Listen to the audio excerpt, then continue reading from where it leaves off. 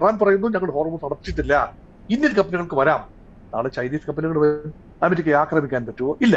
Russian കപ്പലുകൾ പോകും, America ആക്രമിക്കാൻ പറ്റുമോ? ഇല്ല. ആക്രമിച്ചാൽ യുദ്ധമായിരിക്കും. ആത്യന്തികമായി ചൈനയും റഷ്യയും രംഗത്ത് വരുന്ന ഒരു അന്തരീക്ഷം ഉണ്ടാകും. അങ്ങനെയുള്ള അന്തരീക്ഷത്തിലേക്ക് കടന്നു വരാൻ ഇസ്രായേലോ അമേരിക്കയോ ശ്രമിക്കില്ല എന്നുറപ്പാണ്.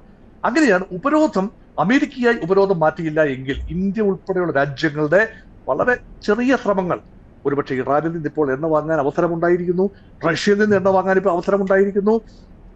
അതുപോലെ തന്നെ പേർഷ്യൻ ഗൾഫ് മേഖലയിൽ നിന്ന് ഉൾപ്പെടെ ഇന്ത്യൻ കപ്പലുകൾക്ക് വരാനുള്ള സാഹചര്യം ഒരുങ്ങിയാൽ അധികകാലം മറ്റ് രാജ്യങ്ങൾക്ക് പിടിച്ചു നിൽക്കാനാവില്ല. അമേരിക്കയുടെ തീട്ടൂരത്തെ പോലും ലംഘിച്ചുകൊണ്ട് ഒരുപക്ഷെ എണ്ണ കൊണ്ടുവരാൻ ശ്രമിക്കും. ഒരുപക്ഷെ ഗൾഫ് രാജ്യങ്ങൾ ഇതിനോട് ആദ്യം അനുകൂലമായി പ്രതികരിക്കില്ല. കാരണം എന്താണ്, അവർക്ക് എണ്ണ വിൽക്കണം. പക്ഷേ അമേരിക്കയുടെ കണ്ണുരുട്ടൽ എങ്ങനെ അത് ലംഘിക്കാനാവും?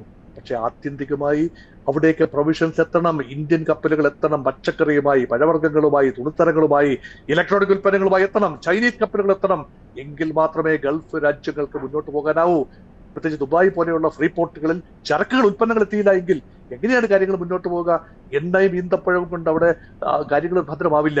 എണ്ണ വിൽക്കാൻ കഴിയണം. ഗൾഫ് രാജ്യങ്ങൾക്ക് ഏതാനും മാസത്തേക്ക് പിടിച്ചു നിൽക്കാം. പക്ഷേ ആത്യന്തികമായി ഇൻവെന്ററീസ് വരികയാണ്.